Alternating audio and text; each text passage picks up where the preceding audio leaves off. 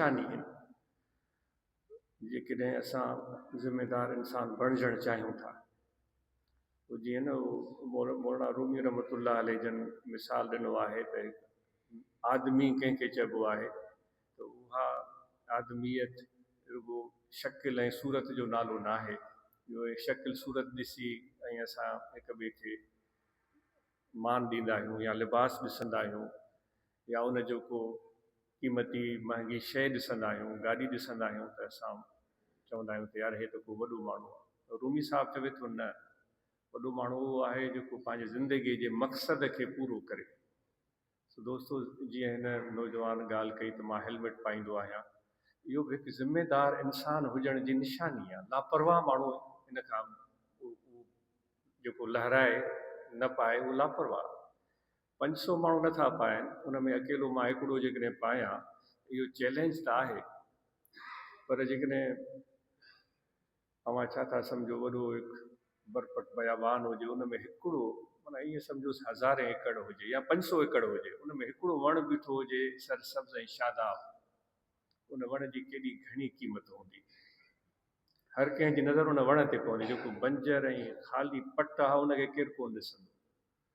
सो दोस्तो, जेकॾहिं असां मुंहिंजा ॿिया असांजा दोस्त लापरवाही था कनि, 500 माण्हू लापरवाही था कनि, जे अकेला अव्हां ज़िक्र वारा, अलाह जे यादि करण वारा, हुज़ूर अलैहिस्सलाम जी उन फरमूदा ते अमल करण वारा जेकॾहिं ज़िम्मेदारी जो इज़हार था कयो, तो ईअं सम्झो बरपट बयाबान में हिकिड़ो वण सरसब्ज़ शादाब जेॾो सुहिणो थो लॻे, अव्हां बि अहिड़ा सुहिणा लॻंदा।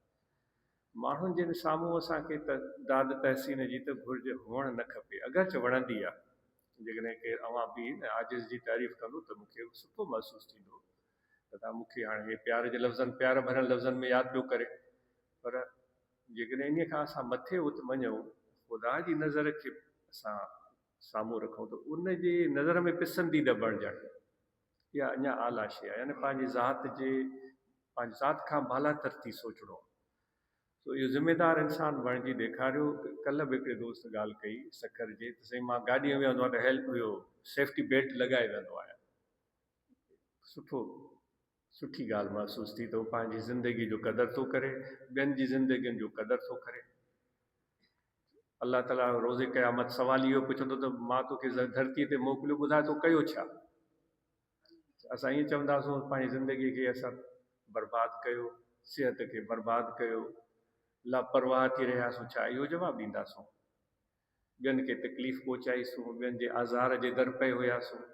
तो ज़िम्मेदार इंसान बणिजण जी हिकु असांजी जमायत जी सतह ते हिकु भरपूर कोशिशि आहे। जेतिरी बि तब्दीली अची वञे, इंशाअल्लाह इन सां फ़ाइदो ई थींदो। ऐं पंहिंजी औलाद सां हमेशह अर्ज़ु कबो आहे त शफ़क़त ऐं प्यार जो बर्ताव कयो। जी